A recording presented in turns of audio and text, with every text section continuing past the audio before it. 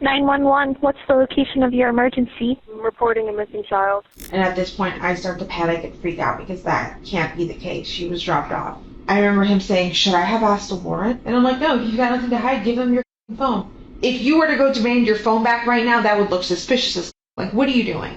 I feel like sometimes people struggle to show real emotion when they're aware of what the truth is. If I knew anything, I promise you, I would tell you. Like, I am willing to take a lie detector test, whatever the you want, but I don't know anything. On February 25th, 2024 in Kissimmee, Florida, Madeline Soto celebrated her 13th birthday party with family and friends. The joyous occasion was quickly overshadowed by fear and panic just one day later when her mother arrived to pick her up from school only to learn Madeline never made it to class.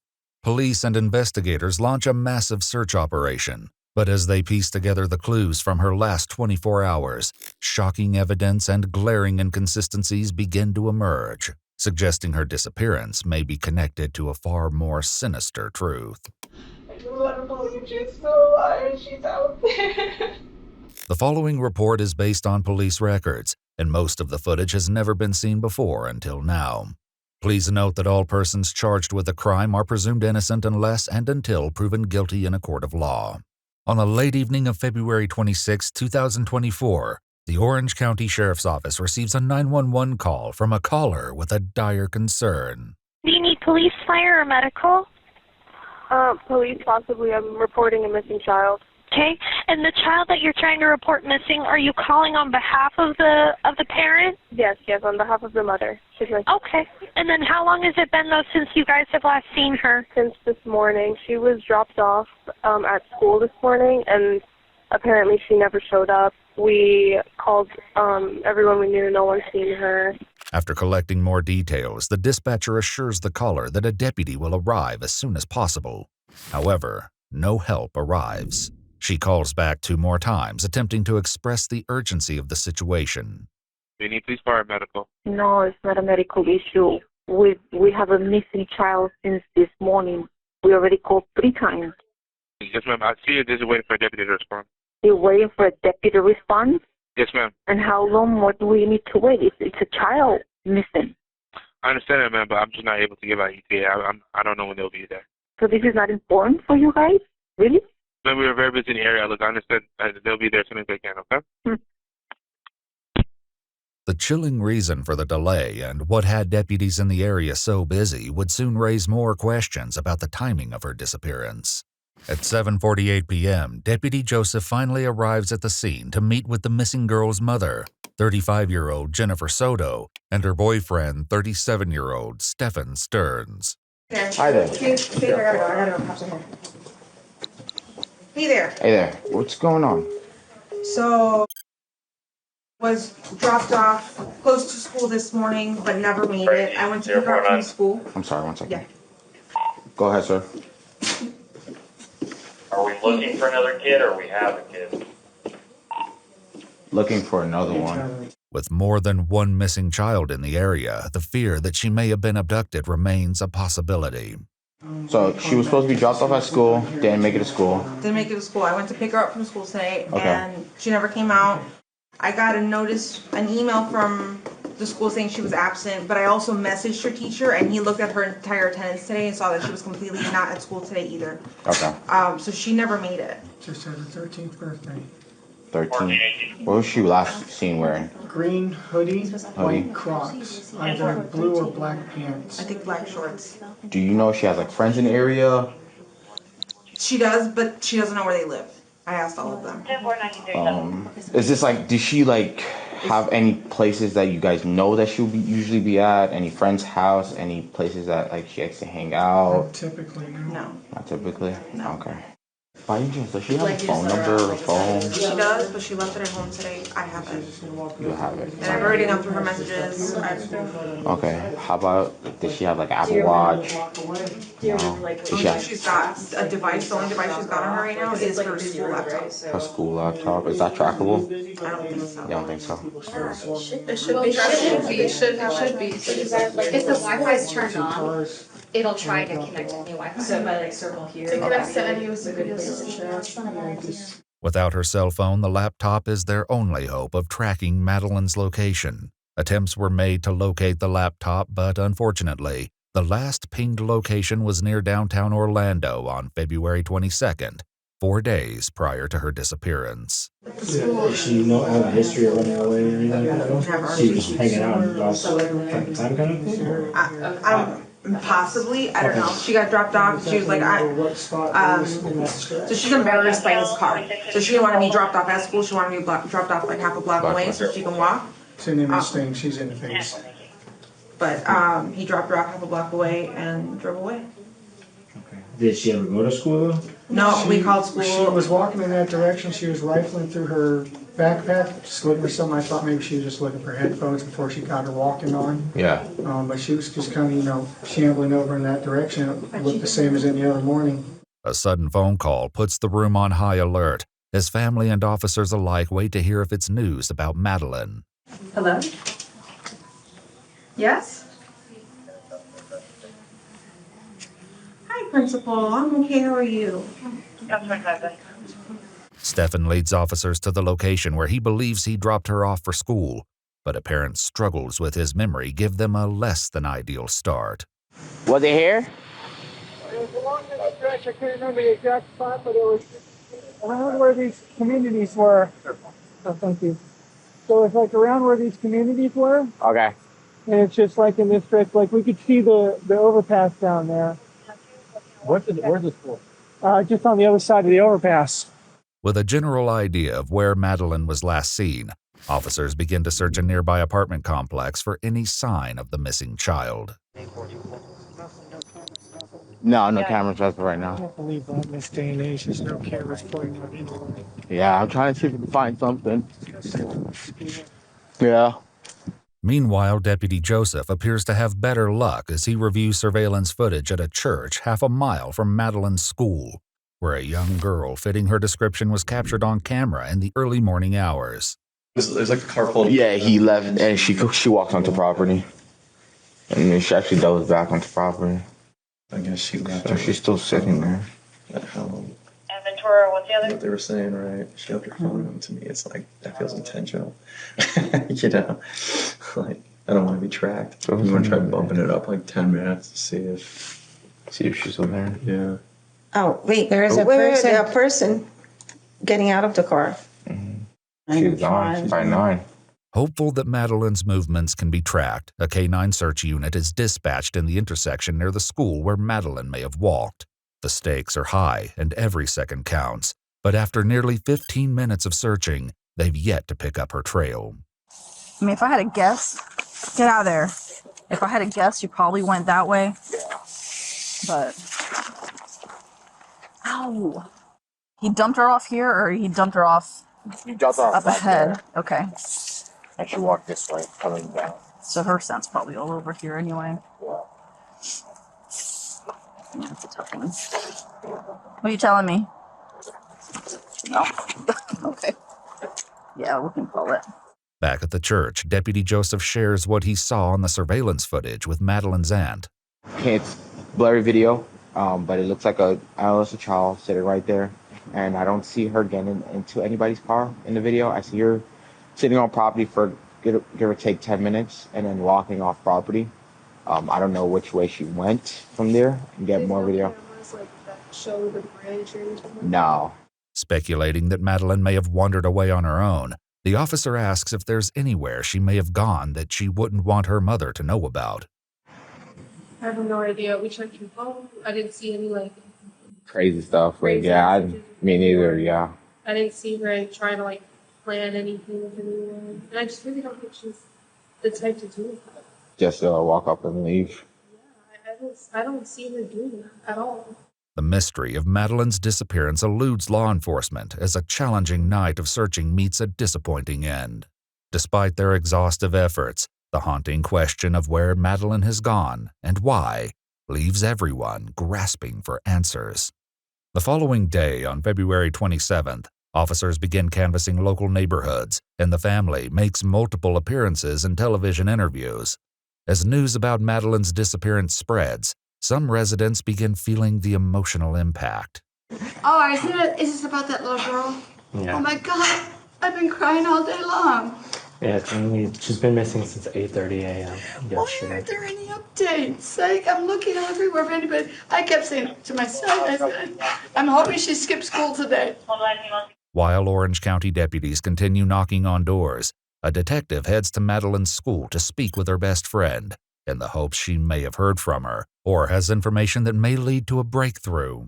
I thought it was fishy yesterday when she didn't text me at all, because usually even if she doesn't go to school that day, she texts me like the night or the day of, like she'll wake up early just to like text me like, hey, I'm not going to school. And she didn't yesterday, but I didn't think everything of it because I thought she like slept in or something. Okay. Did you ever try to call her or text her or anything? Yes, I called her. And no answer? No answer. And that's completely out of the ordinary for her? Yeah. According to investigators, Madeline's phone was unplugged from the charger on February 26th at 7:04 a.m. It was then powered off around 15 minutes later, which they would determine is an unusual pattern according to historical phone data. As speculation that Madeline ran away from home continues, her friend drops a shocking revelation. She had told like, when I turn 13, once I turn 13, I'm going to leave this house and never come back. Why 13? Because she would always brag, because I said that I can't wait till my birthday, and she was like, are you having a birthday party?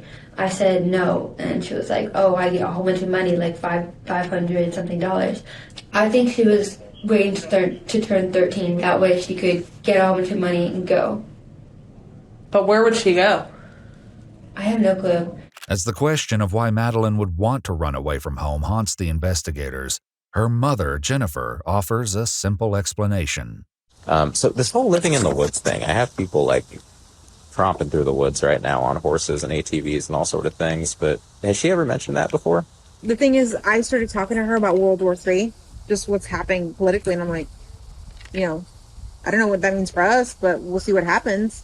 But I've talked to her about World War III, so that's what I'm just saying. How long ago was that? I mean, is that something that might have impacted her? That's why she said she wanted to go live in the woods. As the detective asks Jennifer for her own insights, she poses a darker theory for what may have happened to Madeline. Based off of everything, me knowing her and knowing how she is and how tight-knit we are, like, I don't think she would run away. Mm-hmm. I feel like she was taken, like, on that short walk from where she was dropped off to the school. As investigators finish interviewing Madeline's friend, she shares one final detail that suggests a suspicious break in her usual routine. The friend shares that Madeline always preferred to be dropped off at school and had never walked her way to school from the church. But yesterday, for some random reason, she wanted to be dropped off at the church? I don't know if she's ever been dropped off at the church before. No, she's told me. Okay. The unusual circumstances leave detectives scrambling for answers, and they'll soon turn to Stefan and Jennifer to fill in the blanks. As officers continue canvassing, a second night falls with no valuable leads. By now, Madeline has been missing for over 48 hours.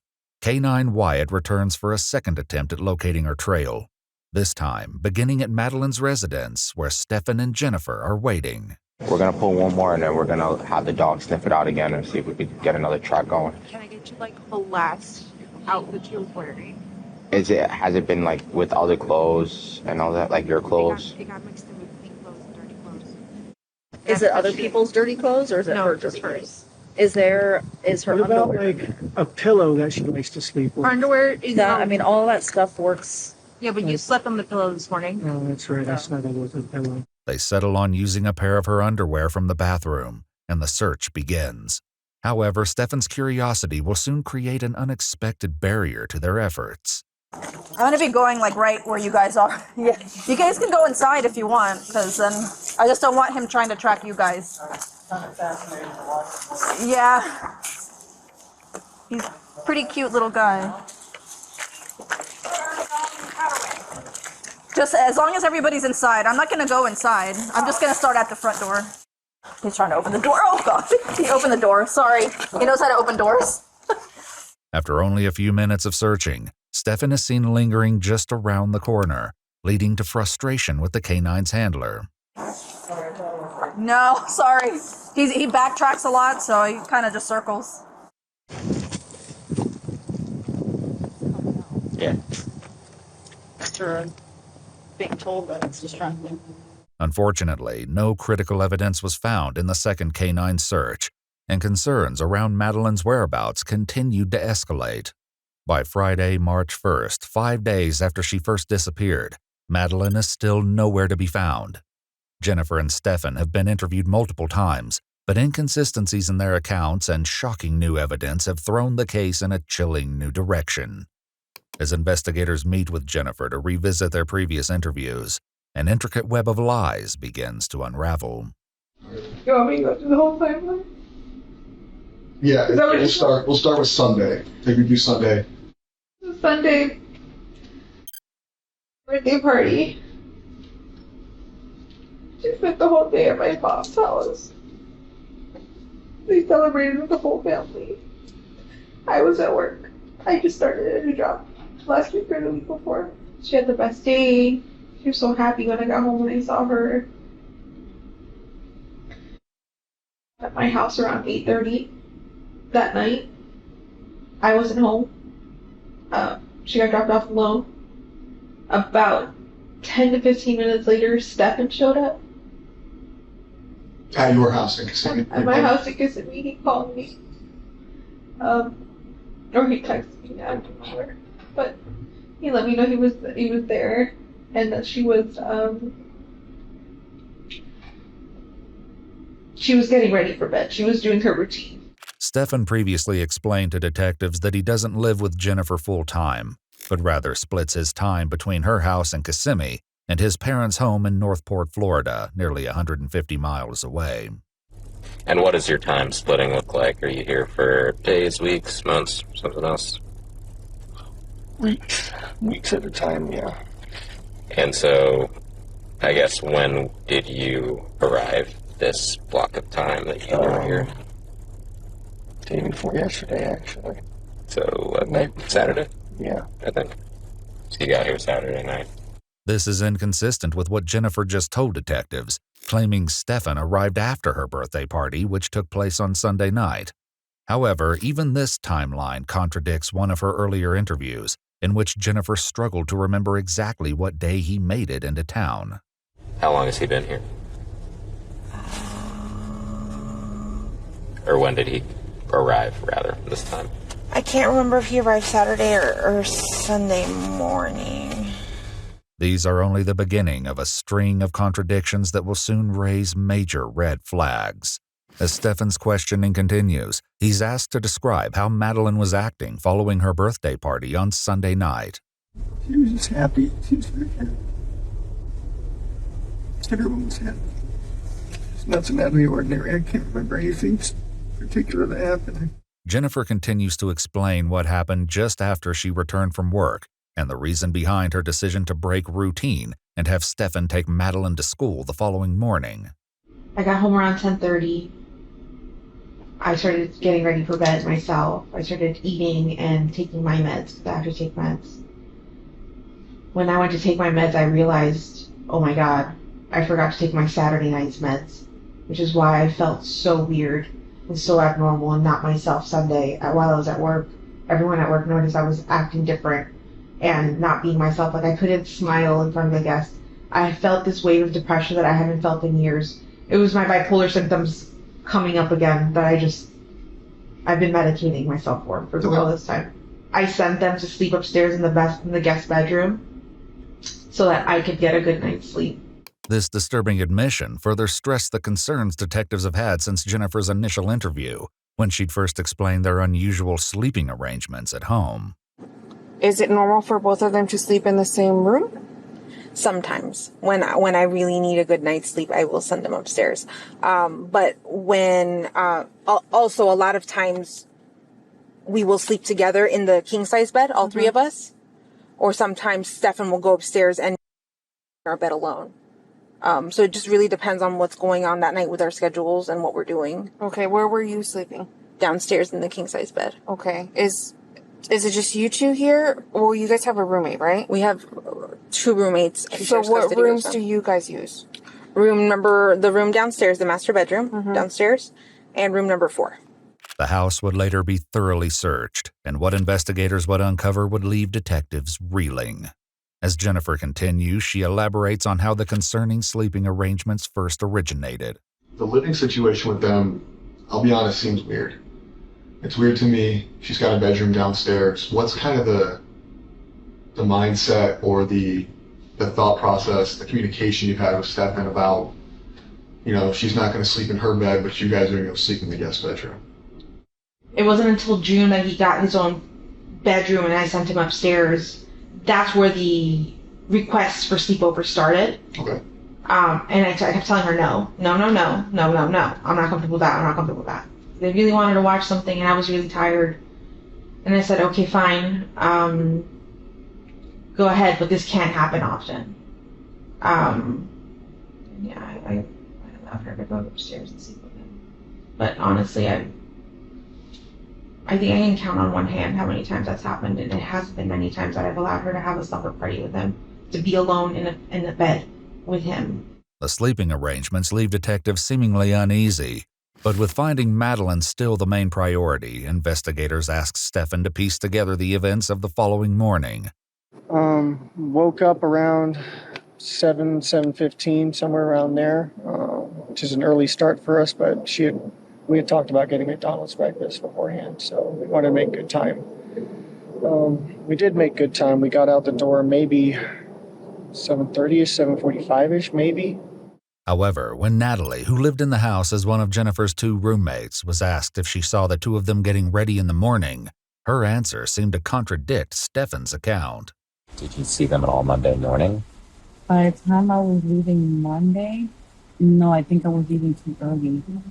I leave like around 7:45. Mm-hmm. I typically don't see them. Which were you probably gone before they even got up, maybe? Okay, gotcha. If Natalie's recollection is correct, she would likely have seen Stefan, as they both claim to have left the house at the same time. The timeline is even more muddied by a written statement to the police, in which Jennifer claims she physically saw Madeline getting ready around 8 a.m. Confusion over the truth is compounded as her story continues to change. Between your initial statement to the police, a lot of things have changed. The initial statement to the police was you watched her get dressed, you watched her leave, you knew exactly what she was wearing. Can I tell you my thought process on that, or where I came from with that? I was handed this form, and I'm like, where do I start? What do I write? And somebody said, tell them what you saw. And so I started with I saw. And then I wrote out what I wrote out. But it wasn't until later I was like, wait, I didn't see her. I assumed that I saw her. I assumed that I heard her. But I didn't. In reality, I didn't see her. I only saw him. And I heard something in the kitchen, but I don't know who that was. Despite the inconsistencies, investigators move on to what happened after Stefan and Madeline allegedly left for school. She was asleep in the car most of the time, just snoozing until we got there. And she wanted to be dropped off a little down the ways from the school. She's got this phase that she's been into lately where she's very particular about what car she's seen getting out of in front of the school. I get it. It's an image thing. I said, okay, let her out. Have a good day. Love you. Thanks. Love you too. And I turned around and was driving away and was watching her in my rearview mirror to make sure that she was going where she was supposed to go. And she was moving in that direction, but she was rummaging around in her backpack or something. Find out later that she forgot her phone here, so she may have been rummaging for her phone. But she was still kind of making her way towards that direction, so it looked okay. Looked like any other day. And you said that that's typical of her to walk that distance? Yeah, she likes the morning walks when it's cool. And she will sometimes like to hang out and wait for her friends. She's known to do that. His statement seems to have raised suspicions with investigators, as Madeline's friend informs them that it isn't typical for her to be dropped off anywhere but in front of the school. Stefan also claims to have dropped her off between 8:20 and 8:40 a.m., but when confronted with what detectives saw on local street cameras, Stefan makes an abrupt change to his story. So why is your car seen going southbound at 8:10? So meaning going toward Kissimmee. Mm-hmm. I had forgotten my gate clicker. I'm sorry. I forgot I had gone back to the house real quick after we left. I actually had to go through the front gate and use my parking pass to grab my clicker. So it was the wrong time. I'm sorry. Like I said, I was guesstimating these times. not a morning person. Okay. So yes, we'd gone out. How far did you get before you came back down?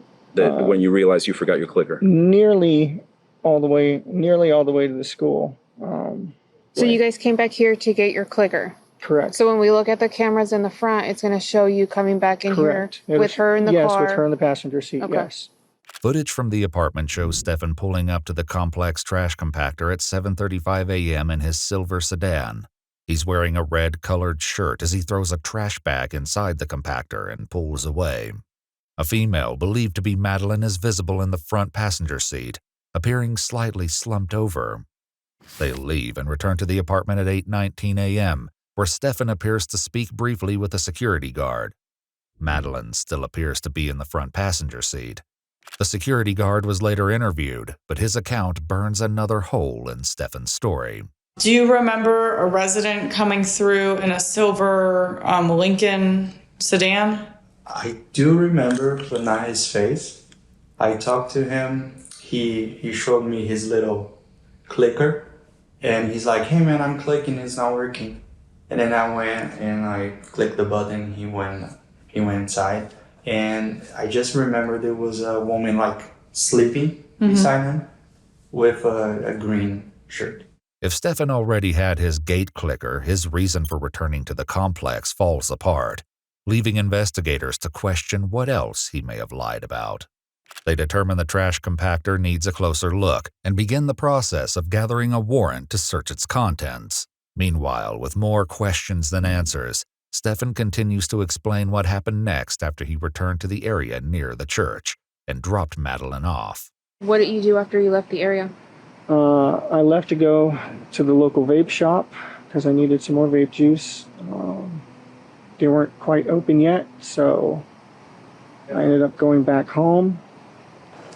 Waited about an hour or so and then went back and checked the vape shop again. It was open, so I got what I needed there and came back. Do you remember what time you came home? The first time was probably right around 10, close to it. Probably finished at the vape shop and came back home again a little after 11. Okay. You said the first time that you hung out with a little bit, right? Yeah. Was there when you got here at 10? Yes. Okay. I think so. She might have been at her blood appointment. Let me double check. It's okay. We don't have to ask her right now. Sorry, everything's a blur. So she might have been here. She might have not have been here I the first time. believe she was here because she was sleeping in as much as she possibly could because she's been messed up with a new work schedule. So she had to be here because she didn't want to sleep in. With Stefan struggling to remember whether or not Jennifer was home when he arrived back at the apartment, investigators turned to Jennifer herself for confirmation. When Stefan called me around 10:18 in the morning, I had stepped out to go get blood work done. And he had just let me know that he just got back home from running a few errands. I asked, "Did you guys ever just stop at McDonald's?" And he said, "No, she changed her mind." He tried convincing her a few times, but she did not want McDonald's anymore. At what time did you leave the house yesterday in the morning? Or what time did you step out, rather? I'm going to say around 9:30. You left around 9:30. And then Stefan called you around 10 to say he got home? Yeah. Though Stefan claims he spent time with Jennifer before leaving for the vape store a second time, Jennifer's account suggests she wasn't home until after he returned. As confusion builds over the timeline, detectives review security footage from the street cameras and notice a flaw in Stefan's story. Did you go anywhere else after the smoke shop? Oh, no. I don't think I went anywhere specific. I was just driving probably in the direction of home. But I don't remember stopping anywhere specifically. And you were there for 5 to 10 minutes? Roundabout, I think. Okay, so like let's say you drop her off at 8:40. We don't see your car coming back south until 10 o'clock in the morning. Mm-hmm. So what are you doing between 8:40 and 10 o'clock? Cruising around a little bit. Okay, but I asked you earlier, like what you were doing, and you said you were there for like 5 or 10 minutes, and then you came back home. I mean, I don't know what to say. It was just a normal day. I didn't have anything important to do. The smoke shop was supposed to open soon, so I made my way over there. Wasn't any particular rush, though. Okay, but can you help me explain to them because I don't know the explanation or the answer to this question, okay? So can you help me explain to them why there's such a delay in the time? No. With Stefan unable to provide an answer, more surveillance footage will need to be reviewed to track his movements. Meanwhile, a suspicious act by Stefan raises serious alarms for investigators. I left my phone at home in the morning, too. I was so busy riding Herd over to get us out the door on time that I left my phone. She left her phone. Okay. We both left our phones. Did you have your phone when you went to the smoke shop? Not the first time after I dropped her off. I was still without it. I got my phone and went back to the smoke shop later when I got home. And then I also noticed, I was checking your call history. I noticed that you don't have anything before this morning. Is that unusual on your phone? No, it's a new phone. Stupid. I went to do an update yesterday morning, and I don't know what pardon me. I don't know what the heck I did, but somehow during the massive OS update, I managed to factory reset my phone and lose all of my contacts, all my information. Jennifer also corroborates this story as she explains the moment the supposed accident took place. And I said, how the hell does that happen? That gives you options now when you reset your phone? He goes, yeah, apparently I wasn't paying attention and I just pressed the button and it happened. And I said, oh, that's unfortunate. That sucks. When asked, Stefan voluntarily hands over his phone, and investigators begin a forensic download to determine its contents. They uncover that at 12:12 p.m. on February 26th, the phone was factory reset by manually navigating to the device's settings, and that it had nothing to do with a system update. They also discovered that a password must be entered and that it's unlikely, if not impossible, to be done by accident. In the meantime, Jennifer explains that Stefan had an intense reaction to leaving his phone in the hands of the police. So earlier that day, I think Detective Hunt came, or somebody came, and asked Stefan for his cell phone. If he would willingly give it up so that they can look at it, or if they would need a warrant. And I remember him saying, should I have asked a warrant? Should I have... And I'm like, no, you've got nothing to hide. Give him your phone. And I think we hung out in the house for a little bit, and then when you guys came in the evening, and you guys told us to wait outside, and we waited in my car, he started getting very anxious and very panicky, going, I want my phone back. I want my phone back. And I said, listen, at this point, it's their phone. It's theirs for ever. I don't give a shit. We will buy you a new phone. It doesn't matter anymore. Whatever they need, they need. Like, let them look at it. And he's like, I just want my phone back. And I'm just like, are you trying to make yourself more suspicious? Because, like, if you were to go demand your phone back right now, that would look suspicious as like, what are you doing? What they would later discover hidden in the data would shock investigators and completely change the course of the case. Meanwhile, as Stefan's account of the day continues, he explains that he left the apartment once again around 12:30 in the afternoon. I had a couple errands to run over on 192. She was talking about making a BJ shopping list. She just wanted to make sure I was back in time for us to both go pick up. So I was visiting some card shops around the area on 192. I'm kind of a nerd, so we had a new trading card game release, and I was seeing what the situation was with it. Jennifer describes Stefan as an avid gamer who collects figurines, trading cards, and retro toys such as Tamagotchis. Do you remember what places you visited? Yeah, Coliseum of Comics. Stopped by a couple Targets, and I was going to go to House Rules Games down by Oak and 192, but I didn't make it that far. I got a flat tire on the way. Between the factory phone reset and now the flat tire, the suspicious circumstances keep adding up. Jennifer continues, explaining what happened as the time approached to pick up Madeline from school. 2:30 rolls around, and I'm already calling Stefan, and he's not picking up his phone. About 10 minutes later, I get a phone call from him going, I just got back home. I left my phone home again. I'm so sorry. How long ago did you leave? And I said, about 10 minutes ago. He goes, I'm so sorry. I missed it. I really wanted to go with you. And I'm just like, it's fine. Investigators attempt to pinpoint where the tire change occurred, but once again, Stefan seems to struggle with his memory. Do you remember where you got your flat tire? It was on 192. I pulled into one of those plazas somewhere. Do you remember the name of the plaza by any chance? Though investigators were unaware at the time, Stefan's flat tire would eventually be the key to a massive breakthrough in the search for Madeleine. Meanwhile, Jennifer explained she went to the school to pick up Madeleine, and more inconsistencies come up. 410 rolls around and she's still not out, or 409. And then at this point, I'm feeling the pressure from the cars behind me. I'm like, okay, they're all full. They're all waiting for me to leave and she's not here yet.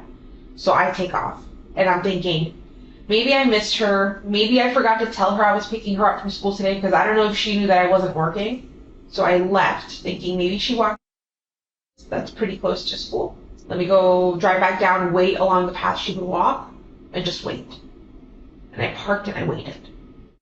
Maybe somewhere between 5 to 10 minutes. She still wasn't there, and I looked at the time and I'm like, okay, she should be back at my mom's office by now. Maybe she took a different path and I didn't see. She's still not here. And I'm like, that's really strange. And I think at this point I call Stefan and I tell him she didn't make it. She's absent today. There's no attendance of her at all today. Later that evening, Jennifer, Stefan, and concerned family members met with police to report Madeleine missing. Detectives noted several discrepancies in Jennifer and Stefan's accounts. Jennifer initially claimed she saw Madeleine getting ready for school, later saying she only heard her. Curiously, she'd corrected Stefan on what Madeleine was wearing earlier, despite initial statements that she never saw her. White Crocs. Either blue or black pants. I think black shorts. Black shorts? Yeah. Black shorts? Mm-hmm. Okay. Additionally, a review of cameras near where Stefan supposedly left Madeleine doesn't show his car in the area, and cameras capture him moving in the opposite direction at the time he was supposedly dropping her off at school. A license plate reader also captured Stefan 9 miles away in St. Cloud at the time he was supposedly heading toward House Rules Games in Kissimmee, where he disappears from cameras for approximately 54 minutes. With suspicious circumstances surrounding Madeleine's disappearance, police prohibit Stefan and Jennifer from re-entering their apartment on the night of February 27th, 1 day following Madeleine's disappearance. Jennifer's reaction to the news was far from what investigators expected. I think at this point, when I noticed that forensics was locking down the house and you guys said we couldn't come back, I told him to call his dad. Because I had a feeling y'all knew something and it was going to come down on him. And I'm just like, they're focusing on the wrong person. They have the wrong person. In my head, I'm convinced you guys are that you had the wrong person. I started saying to him, like, I think they're focusing in on you. Like, you need to call your dad and I think we need to get you a lawyer. How did he feel when you said he needs a lawyer? He didn't believe me. Like, when I told him, like, don't you see forensics is closing down the house? They know something, or there's something, like, they know something. Something's happening. They wouldn't be locking down the house this way if they didn't have suspicions of something. On the night of February 27th, after the police seized Stefan's phone in their apartment, they booked a hotel with Stefan's dad, Chris, a retired Orange County police deputy. Chris will soon speak with police, sharing his own fears and suspicions about his son. Meanwhile, the following morning, Stefan's sudden absence from the hotel doesn't go unnoticed. The following morning, I wake up, I think around 9 o'clock in the morning, and Stefan's not there. And I remember thinking, he left again without his phone and didn't tell anyone where he was going. That's suspicious as again. Why is he trying to... Well, we took his phone, so he got a new phone? He didn't get the new phone until later that day, where his dad woke up, came to our hotel room, and then handed him a phone. But he rolled in around 11:15, rolled in with a cup of Wawa, and said, oh, I'm so sorry, I was just driving around. I grabbed some Wawa on 182 and got lost. I didn't know how to get back to the hotel, but I'm here now. And I'm just like, detectives are about to show up. What the would have happened if they showed up and you weren't here? Like, you would have been a fugitive. Like, what are you doing? And he was just apologetic about not telling anyone where he went. But you know, I mean, he had a Wawa cup and he said he was up at 192. Yeah, but in reality, I know that he truly took my car in the middle of the night to Northport, Florida, and was down there for an hour and came back. Cameras capture Stefan leaving the hotel lobby at 4:35 a.m. in Jennifer's car. A license plate reader captures him again 1 mile from his parents' home in Northport, Florida, nearly 150 miles from Kissimmee, at 6:29 a.m. Investigators urgently speak with Stefan's dad, Chris, as their suspicions surrounding Stefan's activities solidify their suspicions about it being connected with Madeleine's whereabouts. Did he tell you he was in Northport today? I'm assuming he did it based on your reaction.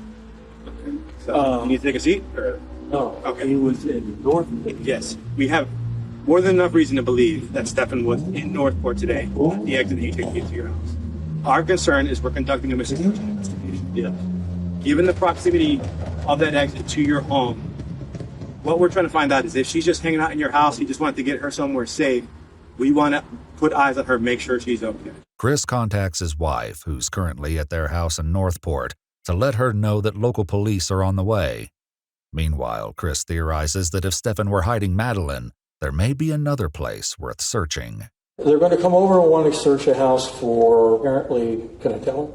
Yeah. Apparently, Stefan made a trip down to Northport last night. Or this morning, I should say. I have no idea.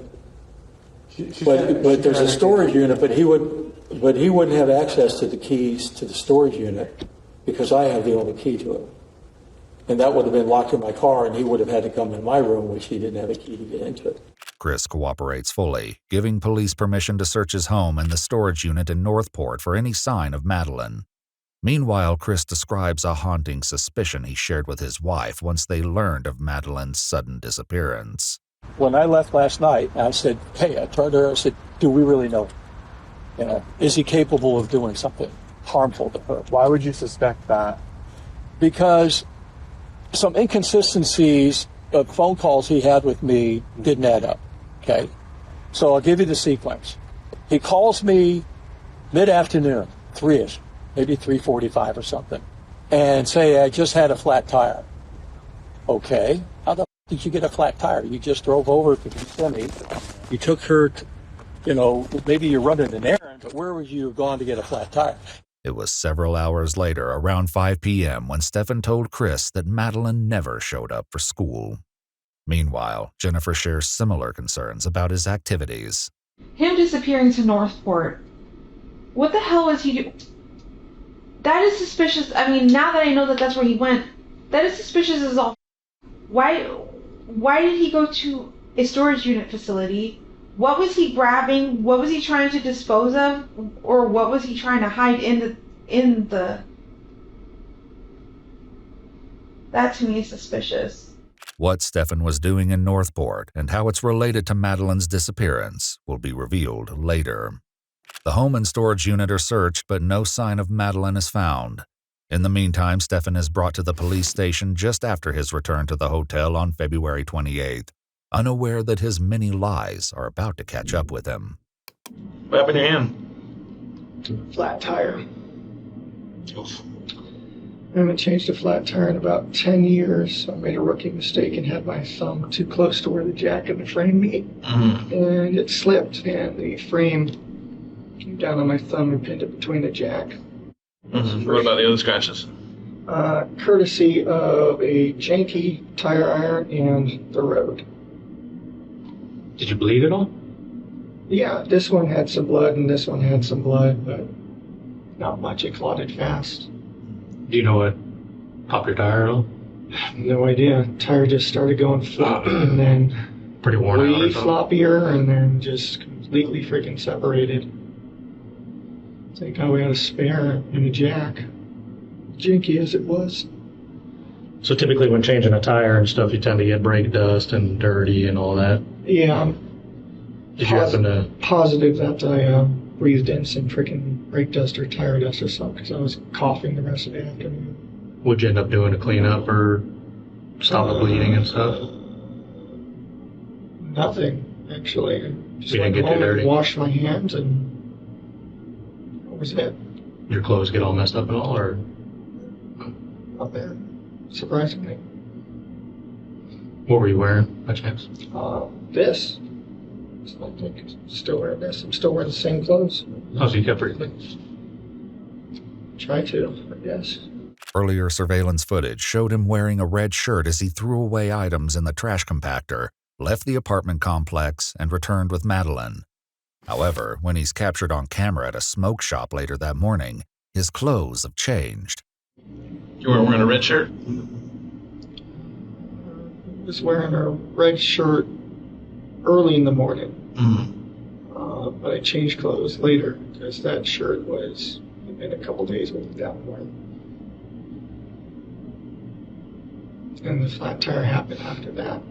After further review of security footage from the apartment complex, Stefan was seen visiting the trash compactor multiple times throughout the day. At 4:35 p.m., around the time Stefan claims he learned of Madeline's absence from school, he's seen throwing away a piece of a damaged tire. However, this wasn't the only thing Stefan discarded. I'm too old to lie to people, too old to beat around the bush, and we seem like we're having a generally good conversation right now. Okay? The only thing that I ask for from you is, and I will reciprocate, I want you to be honest with me as much as I'm being honest with you. Okay? Nowadays, cameras are everywhere. Okay? So we see you at the guard shack. Okay. We see you go by the dumpster. Okay.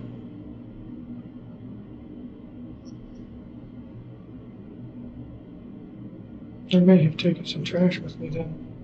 What was in the trash? House trash. House trash? Yep. When you for school, did she have her backpack with her? Yes. She did. Did she have her school computer with her? Yes. Presumably, yes. Presumably. Okay. She should have.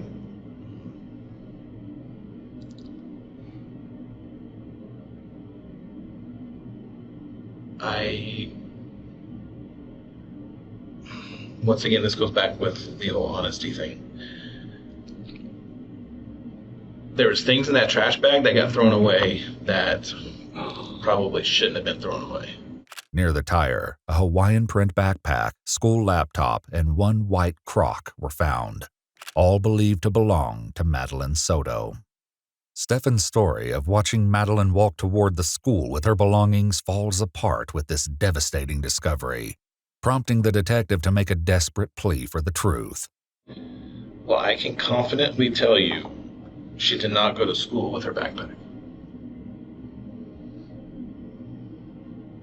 How's that? Because we found it in the trash.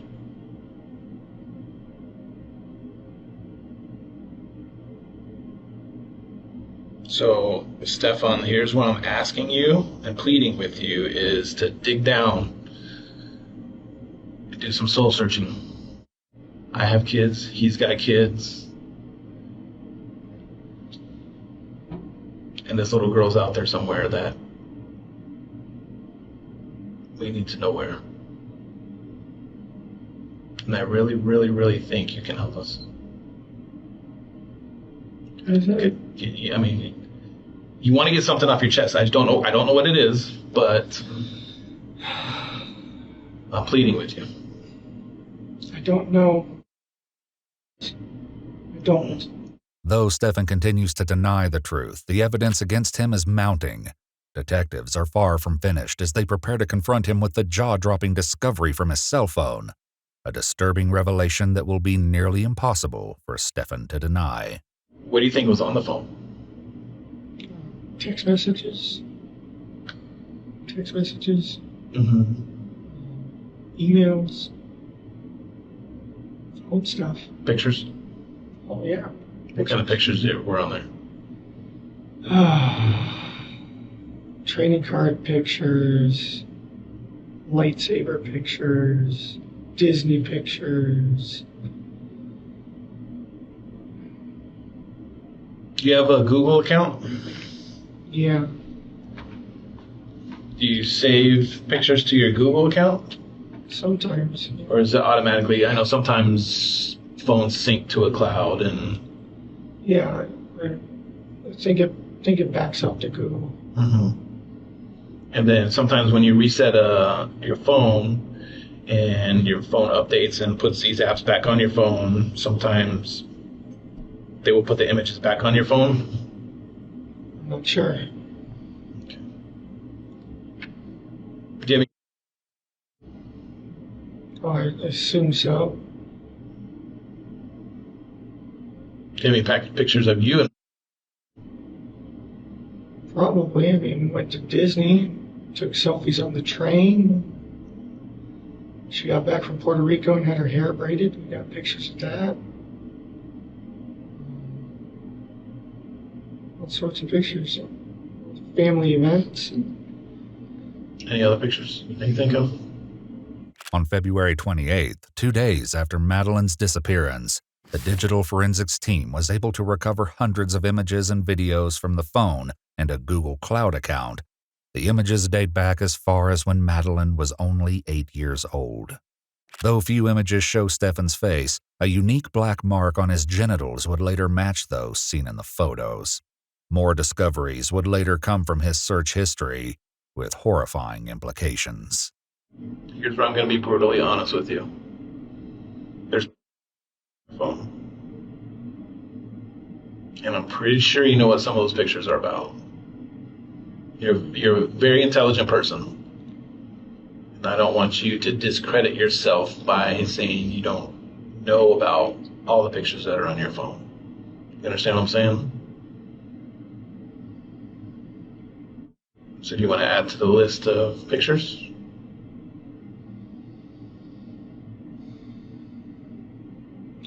No. Should I be talking with a lawyer right now? I can't answer that question. My sole purpose right now is to see if I can find, and I'm really hoping you can help me. Okay. Well, I'd like to try to help, but I feel like I should probably have a lawyer present at this point. In a nearby interrogation room, Jennifer is presented with the distressing evidence. However, her initial reaction leaves investigators in shock. We have his phone. We were able to get into his phone. And there are some very, very unfortunate graphic pictures with...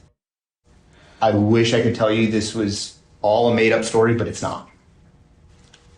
Did you ever suspect anything like this? No? You okay? How are you feeling right now? Can't breathe. Is this a surprise? Is there photos of her? Mm-hmm. Yes. So you know how we have his phone? Obviously, that's how we were able to find the photos in there. I don't want to believe that this is true. Can I see some of that evidence? What makes you believe that it's not? I thought I knew him well enough. Though investigators insist the photos are true, Jennifer continues to ask them to show her the proof. Despite their concerns that the images may be too difficult for her to see, they ultimately reveal one of the images to her. Jennifer's reaction, however, will soon lead the detective to a chilling conclusion. So what do you think should happen to Stefan? I'm afraid to say press charges, but what else? There's a side of me that wants to say he's innocent, that this doesn't happen. Can I make one decision now and change my mind later? If I decide not to press charges now, could I change my mind and press charges later? It's a lot to digest. Okay, so I don't want to make you answer that right now. But when we come back, we'll talk more about it. She's our main focus. That's where I'm at. I know that the acts happened, but I'm not convinced that he didn't take her to school. I'm not convinced that he's the reason she's gone. Because if this had been going on for so long, what's the motive? Why Monday? Why that day? Why the day after her birthday when we were supposed to spend the entire week together and have such a great time? Like, we had plans. Like, we knew we were just going to be together that week and we were going to have a good time. So I just can't think, like, why? When you say what's the motive, what are you assuming? That she was taken. Not that anyone that I know has done something to her, because I feel like nobody I know would do something to her, would hurt her, would murder her, anything like that. In addition to the photos, several items were located in a search of their apartment, including a firearm found in Stefan's room. In Madeline's room, a phone tripod was located inside a drawer, and a pair of men's underwear was found in a laundry basket. Police noted that a specialized light source was used on Madeleine's bed, and areas of fluorescence were observed on her comforter. Additionally, Madeleine's school notebook was found and appeared to contain graphic depictions of sexual acts. The evidence is enough to charge Stefan with sexual battery, and after more evidence is collected by police, he is placed under arrest. The investigators are still looking for Madeleine, and despite the overwhelming evidence of Madeleine's victimization, it still isn't enough to convince Jennifer that Stefan had something to do with her disappearance. We know what happened. What if he's telling the truth about dropping her off and driving away and driving around in circles and getting to the vape shop? Because I know there's banks around, right in that same plaza. There must, in an Amstop, there must be video of him pulling into that plaza and waiting. What do you mean? What's your question? If you guys have found evidence of him being in front of the store like he said he was, like it's possible that his story might be true and somebody else could have taken her. Like I'm just thinking, like, what if we're focusing, like, okay, the sex things happened, right? But what if that's completely a side thing and not having to do with this, like her missing? 2 days after his arrest on March 1st, Madeleine is still missing, and the detective once again confronts Jennifer, this time to share a troubling concern. I think at a certain point throughout this relationship, you became aware of it. And for whatever reason, your reasons are your reasons, whether it was discussed that it would stop, whether it was discussed how it would go, that you feel some sense of guilt. A lot of the news statements you've given kind of, again, my opinion only, I don't speak for anybody else, whether it's in this room or out of this room, bother me. I feel like some of your sadness is not real sadness. I feel like when you gave the interview with Fox 35, it was not sincere. Looking at that video one time, I didn't feel like your cries were sincere. And I'm not saying that because you're a bad person, but her going missing, her disappearance, if you have knowledge of how it happened, where it happened, an inclination, that emotion's not going to feel sincere because you're already aware of what happened. I would. It's almost becomes If a lie at that point. If I knew anything, I promise you, I would tell you. Like, I am willing to take a lie detector test, whatever the you want, but I don't know anything. He's never mentioned anything. I've never seen any signs. I tried watching her like a hawk. I thought I was doing a good job, but I wasn't. Regardless of whether Jennifer was aware of the situation, the reality remains that Madeleine hasn't yet been found, and uncovering where she is and what may have happened to her is still the priority. We currently have upwards, probably 200 people working on finding. Anybody who is somebody is involved. Yeah. So, regardless of the circumstances, those people don't get to go home. Those people don't get to go back to their families. Those people don't get to live their lives and go back to their primary jobs. This isn't something that's going to stop or go away. I can tell you, and I know detectives expressed to you that the thought process at this point is this is a homicide investigation.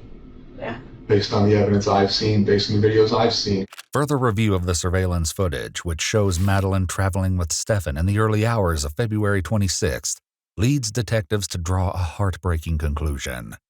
They note that the slumped position, with her head leaning, is not a common sitting position, and horrifically, perhaps indicates that Madeleine may not be alive. Additionally, footage captured in a parking garage shows what appears to be Stefan carrying Madeleine from the front passenger seat to the trunk at approximately 9:41 a.m., the time when Stefan claimed to be meandering around while waiting for the vape store to open. Without her body, however, their conclusion is only a theory. Meanwhile, a startling admission by Jennifer will soon lead to a brutal confrontation by the detective, whose patience appears to be wearing thin. Have you talked to Chris about Stefan needing a lawyer? Yeah. When?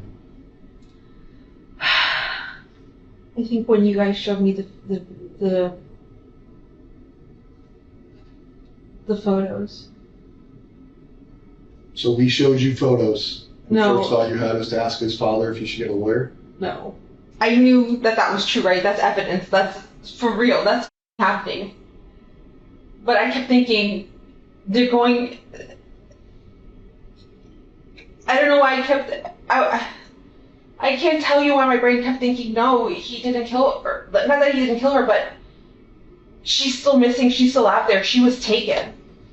Yes, he's done this to her, and that's not okay. But I swore she was still, I felt in my body she was still alive. She was still out there. I told Chris to get him a lawyer because I felt like you guys were chasing the wrong person. But you weren't. Because you offering him a lawyer is very weird. I know. Her replies to the details about the severity of Madeleine's assaults appear to be the final straw for the detective, as his confrontation grows more heated. You prioritized him by offering him or telling his dad to get him a lawyer. Not what the did he do? Hey, we need to figure out what happened. No, let's protect Stefan. I was in shock. No, that's not shock. That is your natural instinct to protect Stefan. I don't know why I said that. But that's the problem. You don't know why. Does your role in her life lead this to happen? I'll be honest. Yes. I know. Since she was a child, since her victimization started, it occurred under your roof and you acted like it didn't exist. And knowing the victimization, knowing how ongoing it is, knowing that you saw a picture of it, not just us telling you, not me and him saying, hey, listen, he's being...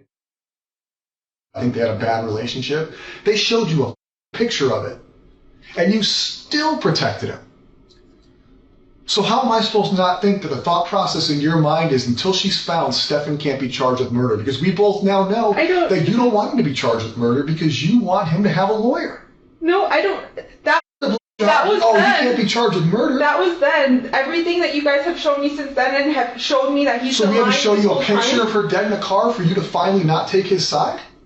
Despite his theory that Madeleine is deceased, they've yet to locate any sign of her remains. If their devastating theory is correct, the question remains, what motive would Stefan have to end her life? What do you think made him snap?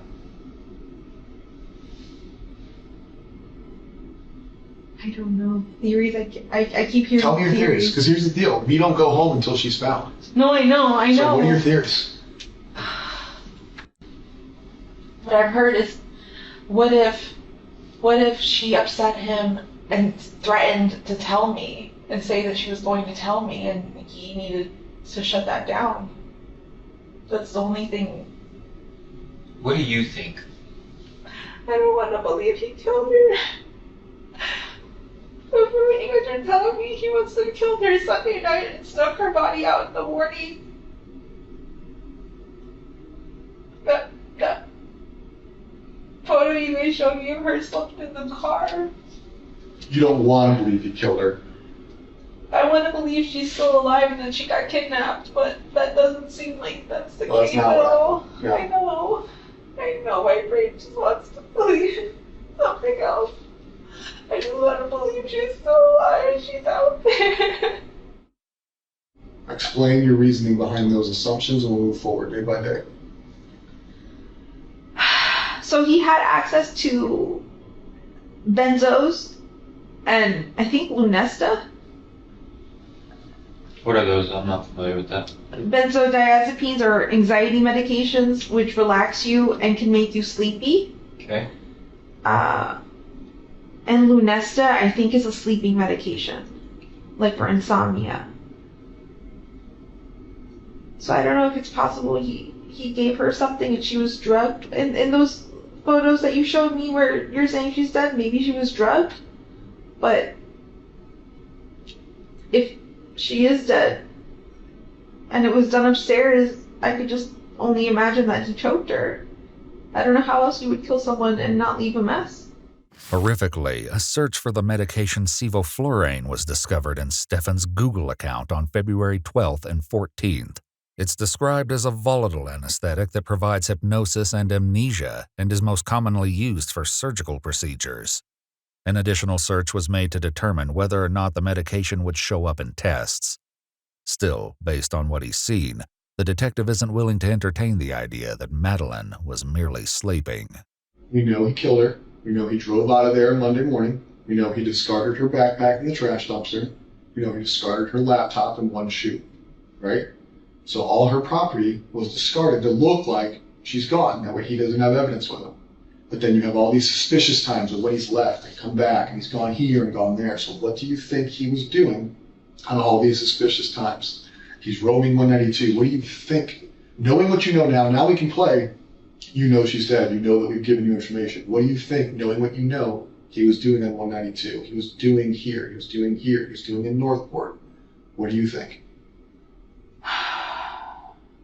So him leaving early in the morning and driving around aimlessly somewhere. I feel like he stashed the body at that time. When he came back and then left again.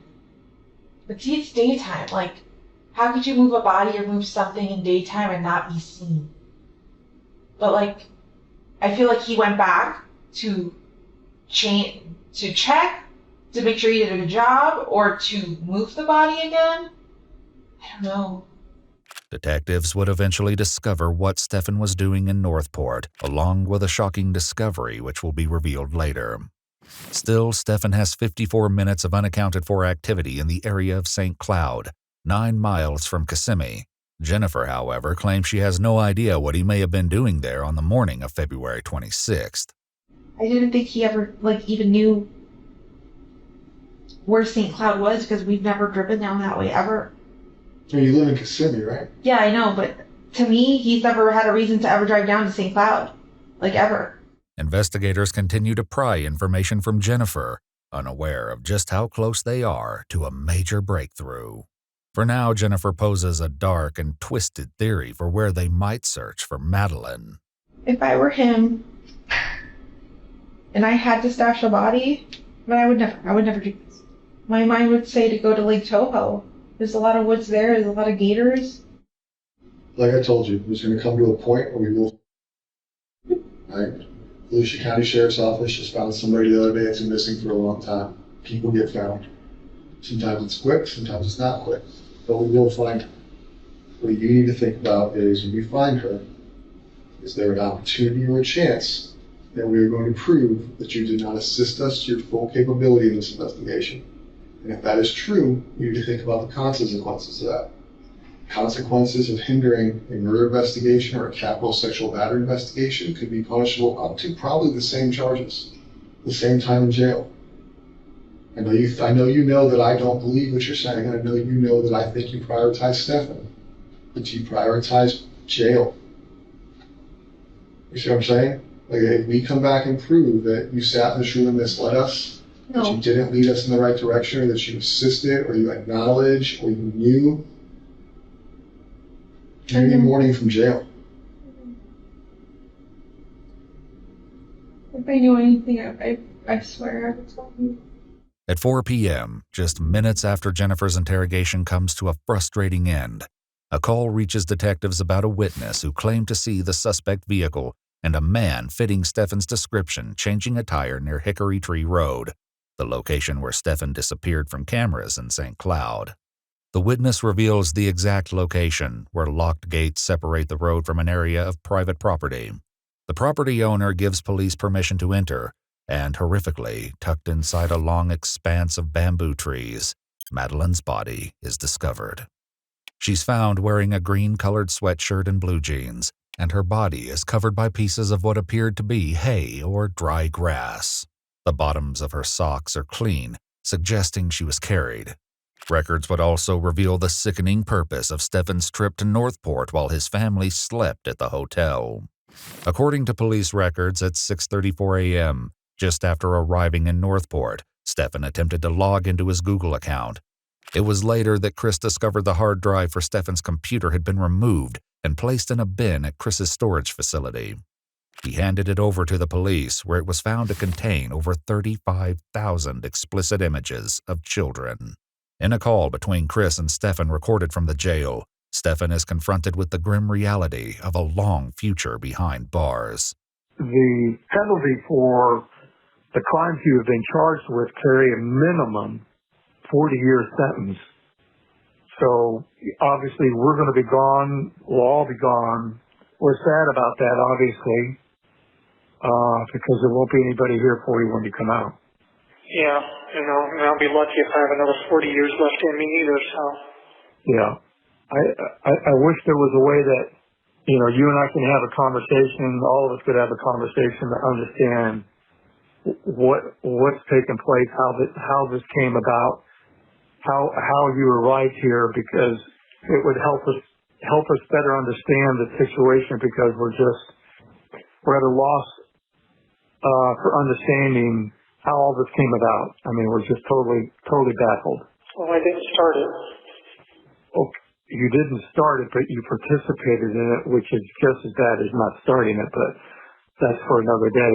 Obviously, I can't get any specific details or anything, but, you know, I mean, if you'd like to schedule a visit with me or something, maybe we can find some way to talk. I don't know. I think we're always going to be recorded, so there won't be an opportunity to do that. A later autopsy would rule Madeleine's cause of death as strangulation. Though an exact time of death could not be determined, investigators believe she was deceased before she was taken out of the apartment and was killed either the night of her birthday party or early the following morning. The footage of the young girl seen wandering away from the church Monday morning was not Madeleine, but an unfortunate coincidence that the person on camera bore a similar resemblance.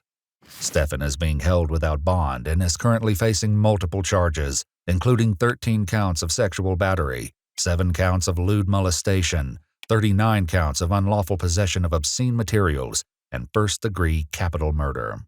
On April 26, 2024, 37-year-old Stefan Michael Stearns entered a plea of not guilty.